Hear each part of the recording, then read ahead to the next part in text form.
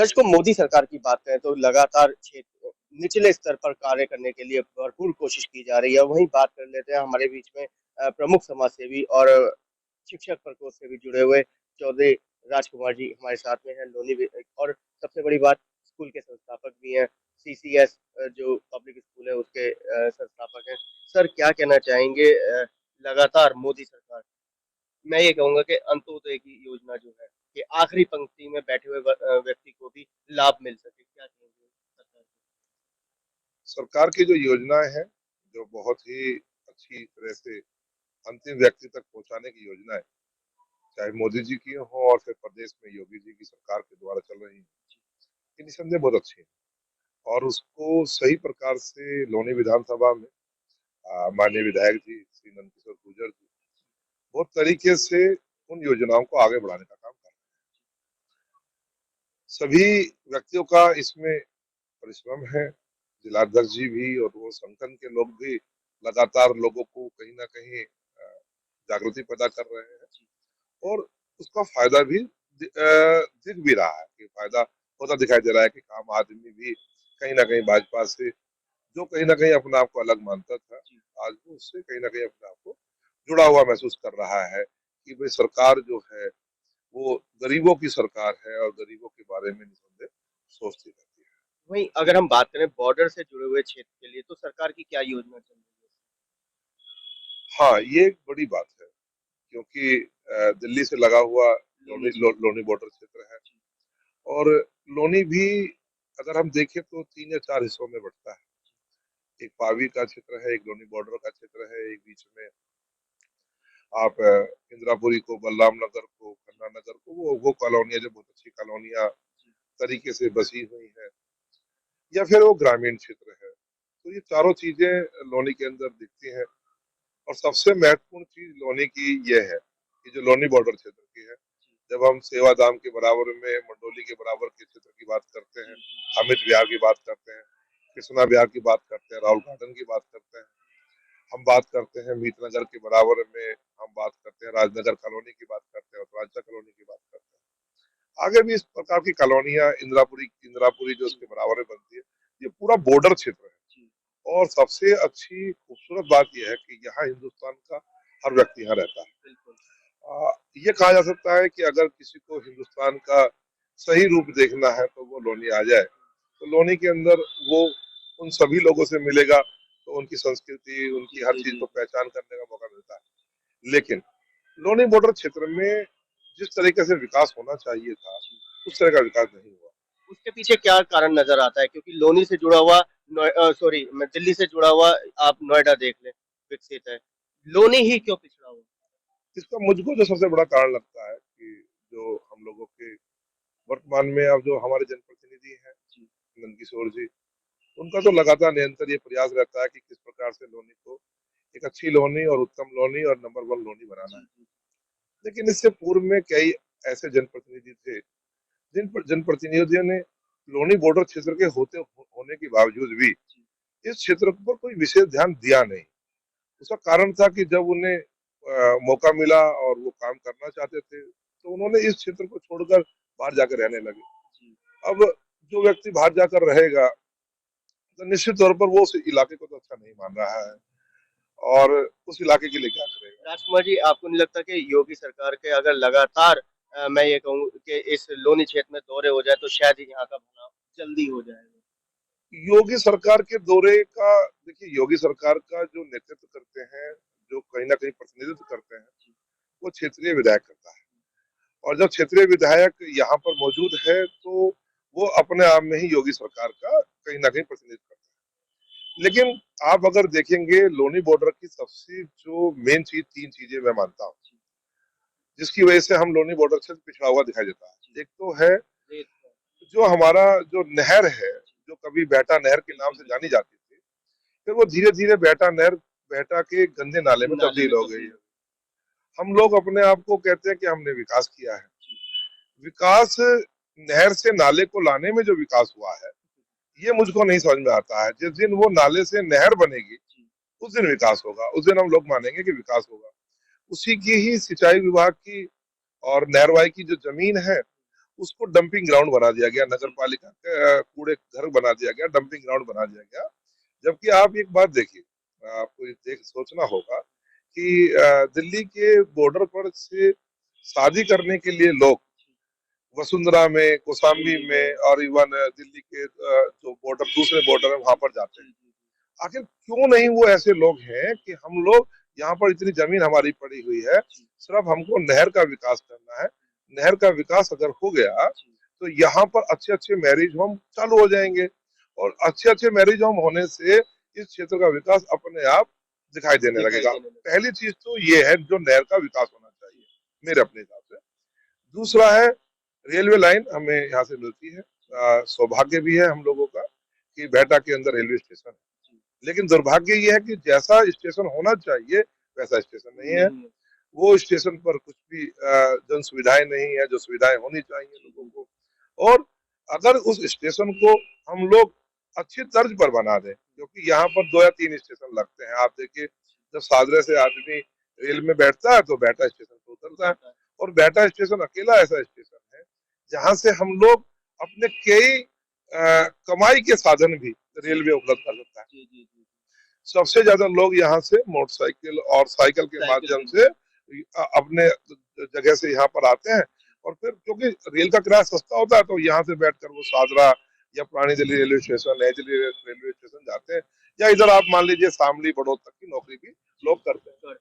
तो ये हमको दिखाई देता है। तो रेलवे स्टेशन को अगर हम एक अच्छा बना देंगे तो रेलवे स्टेशन बनते ही इस इलाके की जो दशा है वो एक अपने आप में अलग हो जाएगी। 2 चीजें तो मेरे हिसाब से ये, और दूसरा जो आप कभी इसका दौरा भी करेंगे और मैं आपसे उम्मीद करता हूँ,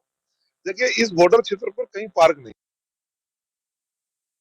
तो टूरिस्ट प्लेस कुछ नहीं, टूरिस्ट प्लेस भी नहीं, थोड़ा सा छोटे छोटे पार्क भी नहीं है। लेकिन उसके बावजूद अगर यहाँ पर हमारे विधायक जी तो प्रयास कर रहे हैं, लेकिन और अन्य हम सब लोग भी ये प्रयास करें, और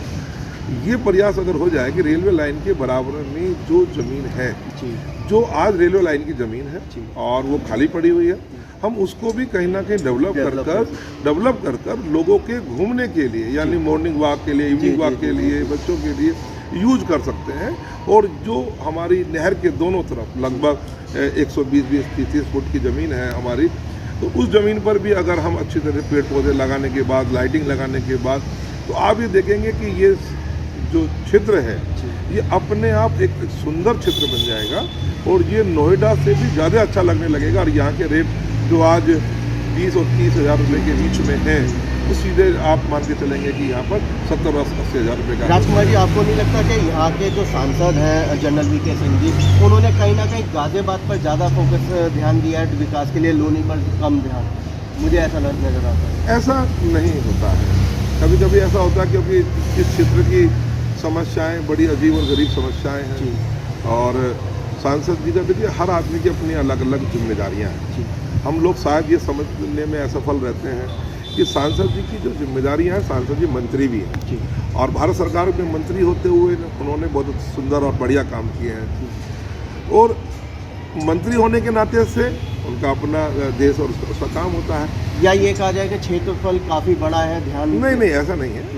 विधायक का काम, जैसे लोनी विधानसभा का विधायक का और नगर पालिका चेयरमैन का होता है, लोनी का पूर्ण विकास करने का जो बेसिकली काम है वो नगर पालिका चेयरमैन का होता है, और उसका मॉनिटरिंग करने का काम जो होता है वो विधायक जी का होता है, विधायक का होता है, और सरकार की योजनाओं को सही प्रकार से लाने का काम होता है। लेकिन बॉर्डर क्षेत्र पर बहुत ही ज़्यादा विकट समस्या है, और ये समस्या आप लोग खुद अपने आप में अनुमान लगाएंगे कि यहाँ पर जो ट्रैक्टर वाले हैं, जो ट्रैक्टर ट्रॉली है, वो जो डस्ट है हम लोगों को उड़ता है, यहाँ पे पोल्यूशन की बहुत बड़ी समस्या, एंक्रोचमेंट सबसे बड़ी है कि रोड पे घिरा हुआ है। अब आप ही देखिए कविता सिनेमा के बिल्कुल बराबर में जब अगर आप आए होंगे तो वहाँ 3 व्हीलर वालों को खड़े करने के लिए प्रॉपर जगह नहीं है। लोनी में जो सबसे ज़्यादा ज़रूरी चीज़ होनी चाहिए, जो मेरे हिसाब से, वो जो 3 व्हीलर है उसके 3 व्हीलर के स्टैंड बन सकते हैं। बसें यहाँ नहीं है, बसें आप मानते हैं कि बसें यहाँ, बसों की सुविधाएं यहाँ पर एक जगह से दूसरी जगह तक पहुँचने के लिए नहीं है, तो उनका इस्तेमाल हम जब हम जो ई रिक्शा के लिए और 3 व्हीलर के लिए करेंगे तो उनके स्टैंड होने चाहिए। बिल्कुल ठीक। और स्टैंड पर केवल जन सुविधाएं की ठीक जो है। सुविधाएं हैं वो भी होनी चाहिए, जैसे कि टॉयलेट्स हैं या पानी की सुविधा है, अन्य सुविधाएं भी अगर होंगी नगर पालिका के माध्यम से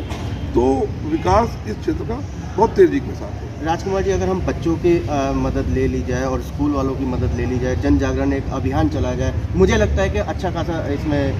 हमें रिस्पॉन्स देखने को हाँ, ये अच्छा रिस्पॉन्स मिलेगा। आपने बहुत अच्छा प्रश्न पूछा है और इसका जवाब भी यही है कि मैं जो हमारे वर्तमान में ईओ हैं उनसे हमारी वार्तालाप हुई और बहुत ही अच्छे व्यक्ति, ईओ साहब का बड़ा पॉजिटिव रुख रहा और उन्होंने कहा कि हम स्कूल वालों की मदद करें और स्कूल वाले हमारी मदद करें, तो एक तालमेल हम लोगों के बीच में बनेगा। स्कूल का प्रत्येक बच्चा किसी न किसी घर से आता है और वो ऐसी चीज़ें जो कूड़े से लेकर मतलब स्वच्छता से लेकर और अन्य वो सरकार की योजनाएं जो हम चाहते हैं नगर पालिका के माध्यम से वो कर सकते हैं, वो उनकी बहुत बड़ी योजना है। और हम भी ये चाहते हैं कि रैलियों के माध्यम से हर स्कूल की रैली निकलवा कर एक जागरूकता अभियान लोगों के अंदर करने का प्रयास स्कूलों के माध्यम से करेंगे और जिसमें बहुत ही सम्मानित हमारे, जैसे मैंने कहा कि बहुत पॉजिटिव सोच वाले नगर पालिका के जो ईओ वर्तमान में आए हैं वो स्कूल वालों, स्कूल प्रबंधकों को लेकर वो बहुत ही तरीके में लेकर हर चीज़ों को चलना चाहते हैं और स्कूल प्रबंधकों का योगदान चाहते हैं। राजकुमार जी, वहीं कल अभी देखने में आया कि सत्येंद्र सिसोदिया जी को क्षेत्रीय अध्यक्ष बनाया गया उत्तर प्रदेश का, क्या शुभकामना, क्या बधाई देंगे? बहुत अच्छा है, संगठन में ये बहुत ही अच्छा शुभ संकेत है। इसलिए शुभ संकेत है कि सत्येंद्र सिसोदिया जी जो हैं वो पुराने नीचे से यानी कि एक संगठन के नीचे जमीनी जुड़े हुए व्यक्ति, जब आदमी इतने क्षेत्रीय अध्यक्ष बनता है और इतने अच्छे पद पर जाता है तो वो कार्यकर्ताओं की सुनता है, कार्यकर्ताओं का सम्मान करता है और कार्यकर्ता को मेहनत करने में इसलिए भी मन करता है कि उसे लगता है कि आज सिसोदिया जी बने हैं, कल को मेरा नंबर भी शायद वहाँ पर आएगा। ऐसे ही सत्येंद्र सिसोदिया जी को इस पूरी लोनी विधानसभा की तरफ से और ख़ासतौर पर शिक्षक प्रकोष्ठ जनपद गाजियाबाद की तरफ से तो मैं मुबारकबाद देते हैं हम लोग। साथ में भाई बसंत त्यागी जी, जो बसंत त्यागी जी जिला जो हमारे प्रदेश के सचिव बने हैं, वो भी बहुत बहुत उनकी शुभकामनाएं हैं। साथ में आपके देखिए जो मोहित बेनीवाल जी जो क्षेत्रीय अध्यक्ष, उन्हें भी प्रदेश उपाध्यक्ष बनाया गया है और बहन कांता करदम जी जो हमारे यहाँ की प्रभारी भी रही हैं और अब उन्हें भी प्रदेश उपाध्यक्ष बनाया गया है। तो उन तमाम लोगों को जो लोग जिन्हें हमारी प्रदेश टीम में भूपेंद्र जी की टीम में लिया गया है, उन तमाम लोगों को लोनी विधानसभा क्षेत्र की तरफ से तथा शिक्षक प्रकोष्ठ का संयोजक होने के नाते से तमाम स्कूलों की तरफ से उनको बधाई देता हूं और इस उम्मीद और आशा के साथ कि यह टीम आने वाले चुनाव में खासतौर पर 2024 का जो लक्ष्य नरेंद्र मोदी जी का एक लक्ष्य है कि भारत में एक बार फिर वही मोदी सरकार बने और पूरे प्रचंड बहुमत के साथ बने, उसके लिए हम यूपी की तरफ से पूरी तरह से तालमेल बनाकर साथ दें। तो ये थे हमारे बीच में चौधरी राजकुमार जी, जिनका सीधा कहना है कि लोनी के विकास के लिए अब जनता को और बच्चों को की मदद से जन जागरण एक अभियान चलाना पड़ेगा। उससे क्या है कि बच्चों के अंदर संस्कार भी होंगे और पता भी चलेगा कि और विधायक जी का सबका साथ लेकर के और सभी लोगों का साथ लेकर के लोनी के विकास के लिए एक कदम आगे बढ़ाना होगा। क्योंकि लोनी की अगर हम विकास की बात करें, सड़कों का बहुत बुरा हाल है, नहर का बहुत बुरा हाल है, एंक्रोचमेंट का बहुत बुरा हाल है, ट्रैक्टर ट्रॉली ऑटो का बहुत बुरा हाल है, अवैध कब्ज़ों का बहुत बुरा हाल है, तो हाल बुरा है। कैमरामैन पवन शर्मा के साथ राहुल शर्मा, भारत टीवी।